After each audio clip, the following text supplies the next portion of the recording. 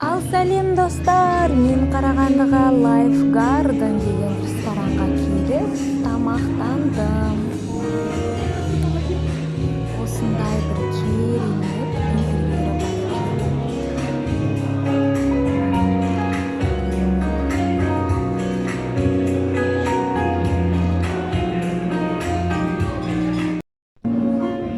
Мен осылай ләззат алып жалғыз өзім осындай подарка сыйлауға шешім қабылдадым. Заказ беріп қойдым, тамақты күтіп отырмын. Ойлап, жан-жағыма қарап, осы өмірде кімге рахмет айтқым келеді? Мен өзіме рахмет айтқым келеді. Қаншама қиыншылықтар болды, қол сермейтін кездер болды, ештеңеге берілмей, тек алға бастаған ісімді соңына дейін бітіріп, осылай бәрін соңына дейін жеткізгеніме мен өзіме 1000 рет алғыс айтамын. Студент кезімде мен өзім оқып, әрі жұмыс істедім. Ешкім маған көмектесетін ешкім болған жоқ. Жалғыз өзім сабақты оқимын, одан кейін жұмысқа барам. Жұмыс істеп сабақ оқыған өте қиын, үлгермейсің. Қаншама жылаған кездерде болды, оқуды тастап кеткім келген кездерде болды. Бірақ берілмей қаншама болған қиыншылықтарға шыдап, осындай күндерге жеткеніме 1000 рет шүкір айтам. Менің арқамда, өзімнің арқамда. Аллаға шүкір, маған осындай ақыл, ой, сана, денсаулығымды, осылай 4 мүшемді түгел қылып бергеніне. Өмірде білесіздер ма? Өмірде көптеген адамдар кездесуі мүмкін. Сені табалауы мүмкін, артыңа неше түрлі сөз айтуы мүмкін. Сен әлі ол адамды білмейсің. Ол адамның жағдайы қандай екенін, оның өмірінде не болып жатқанын, қандай қиыншылықтары бар екенін. Сондықтан сырттан адамға айтуға өте оңай болады.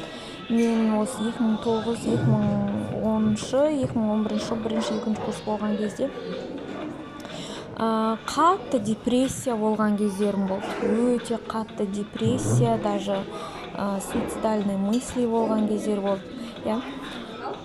Сол кезде білмеймін, былай ашылып айтып, бір қолдау көретін сондай адам іздейсің ғой. Енді мен оқуға түстім, менің ожиданиям, яғни мен өсі күткенім олай болған жоқ та. Мен ойладым, маған көмектеседі, ақшалай туыстарым деп қиналмаймын. Мен грантқа түстім, мысалы жұрттар бір жылға 1,8 миллион теңге төлеп оқытады. Солай көптеген ондай қолдау болған жоқ. Тағы біріне айтып өтейін. Жалпы сіздерге айтарым, ешкімге сеніп, ешкімнен қолдау күтпеңіздер. Тек қана өзіңізге сеніңіздер. Осындай бір жағдай болды. Мен қарным аш, бір үйден ет жегім келеді ғой, қазы қарта, үйдің банкасымен. Сосын ауылдағы туыстарға звондаймын ғой, айтамын. Қоңырау шалып, біреу звондаймын. Сосын ол айтады, дейді, сосын қашан жібересіздер? Не деген керемет меню, не деген күшті. Life Garden Lounge бардың осы менюның эскиздерін жасаған адамға рахмет. Салат баклажаным заказ бергем ғой, баялды, алмұрт және фета салат. Осындай салат заказ бердім, ішінде руккола бар. Сосын сорпа заказ бердім. Жалпы ондай қатты қымбат деп ойламаймын. Мына жерден міне уха исун гипотеш Көкшетау қаласында бұдан да қымбат заказ бердім. Жарайды, ал енді жалғастырайық. Жалпы, в общем, звондаймын, біреуіне звондаймын, екіншісіне, сосын анау жіберсін дейді, мынау жіберсін дейді, соңына келгенде ешкім жіберген жоқ. Сондықтан сіздер туыстарыңызға да ешкімге керек емессіздер. Ақшаларыңыз бар болса керек боласыздар. Мә, осындай күшті баклажан, грушамен, фетакса сырмен, рукколамен, салатный листьямен осындай салат заказ бердім. Керемет рахаттанып осылай жеп алдым салатты. Денсаулығымызды күтуіміз керек, ғұмыр жасымыз ұзақ болу үшін әрқашан өзімізді бірінші орынға қоюымыз керек. Сондықтан мен өз-өзіме мың алғыс айтам, өзімді жақсы көрем, ешқашан тоқтама, тек алға деп өз-өзіме осылай айтқым келеді. Сосын тағы қандай? Өмірде осылай, өмірден ләззат алыңыздар, әр сәтіңізді бағалаңыздар, әр қашан өзіңізді бірінші орынға қойыңыз, өзіңізге өзіңіз демеу беріңіз, ешкімді күтіп отырмаңыз, мені біреу шақырсын ресторанға, мені біреу тамақтандырсын деп. Қалайсың ба, қолыңа алда, барда жаса. Болды. Так, осындай Семгадан жасалған сорпа заказ бердім.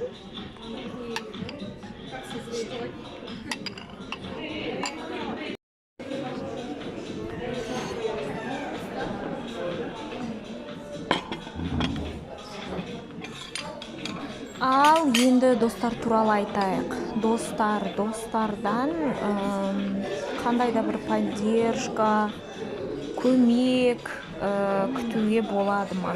Болады, әртүрлі достар болады. Енді мен мысалы экстраверт адам емеспін, менің 100 досым ондай болмайды. Әр қашан мектепте болсын, университетте болсын, тек қана 1-2 досым болған, жақсы қарым-қатынаста жүретін, мені түсінетін, мені қолдайтын и так далее. Университетте жүргенде туыстардан көрі өзімнің сол достарымнан жақсы поддержка алған шығармын. Алдым. Ақшалай болсын, былай түсініп, просто сені қиын кезде сені тыңдайтын осы достарыма да рахмет болған. Бірақ енді тұрмысқа шығып, әрқайсымыз әр қалаға кеткеннен кейін қатты араласпай кетеді екенсің. Әр адамның өзінің приоритеттері өзгереді, мақсаттары өзгереді. Тұрмысқа шыққанына байланысты араласатын адамдар өзгереді. Сондықтан сіз алыста болғаннан кейін алыстай бересіз. Бірақ мен білем, менің достарым бар. Мен қиналған кезде мен оларға кез келген уақыт қоңырау шала аламын деп ойлаймын.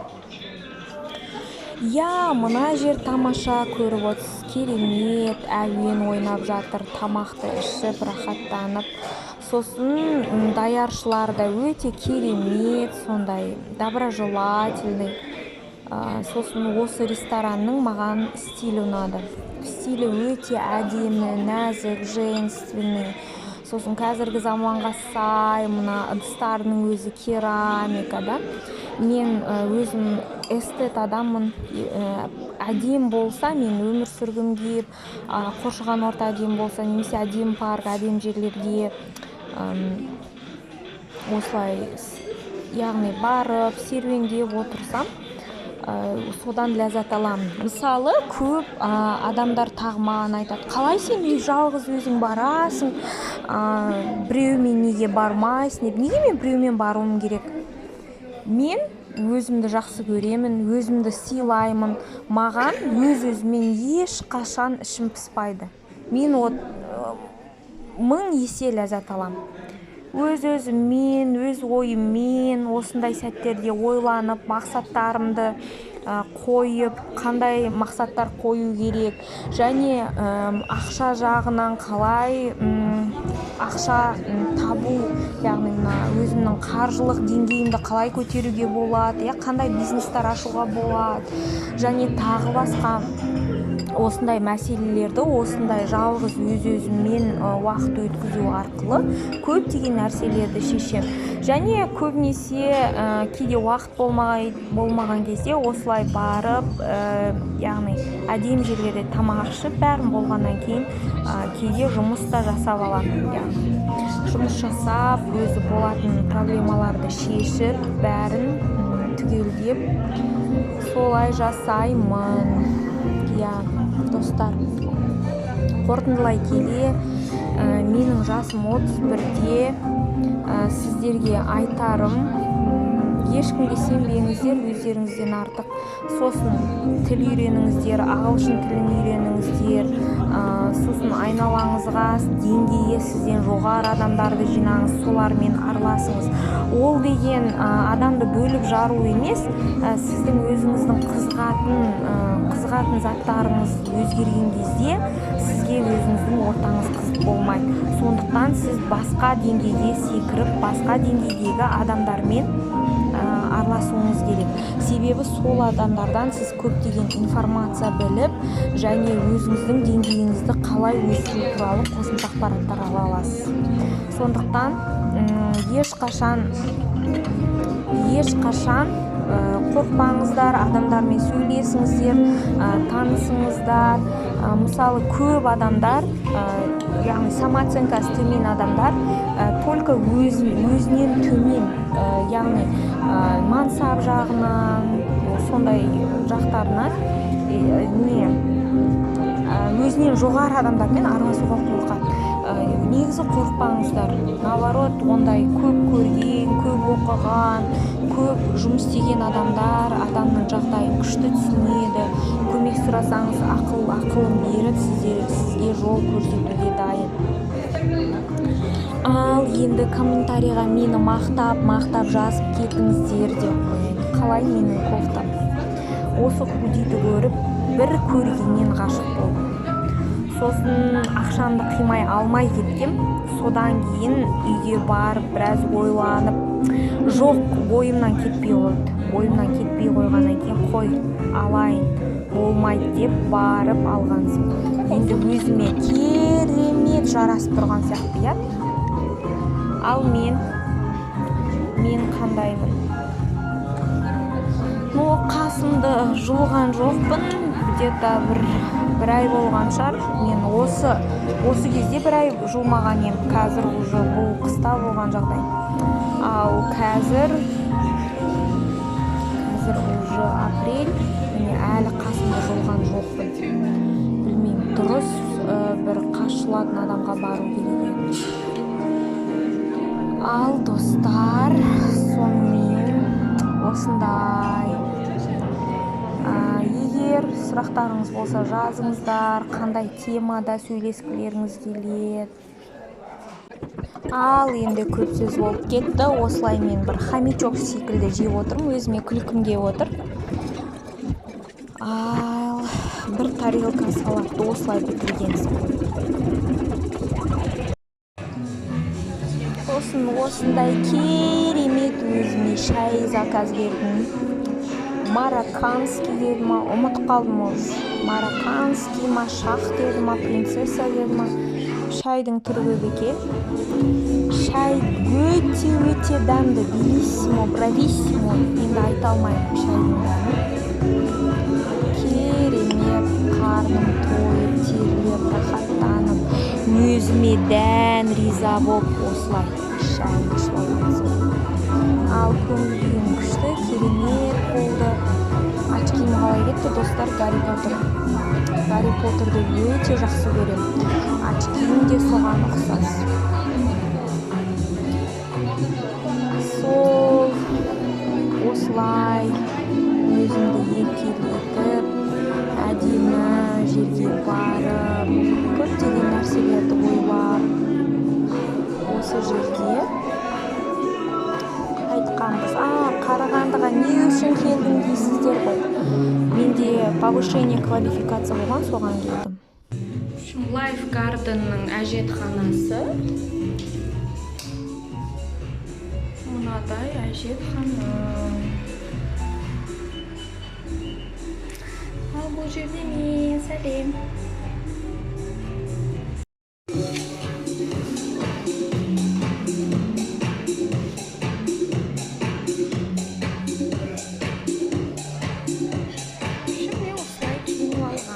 Мына жерде мынадай қызық айна тұр.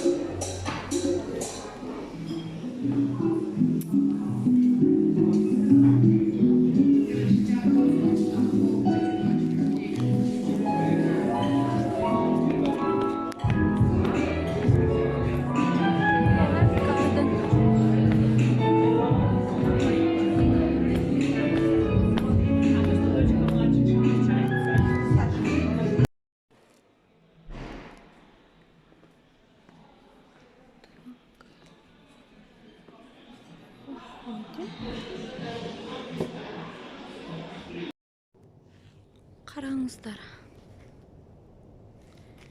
Қандай әдемі.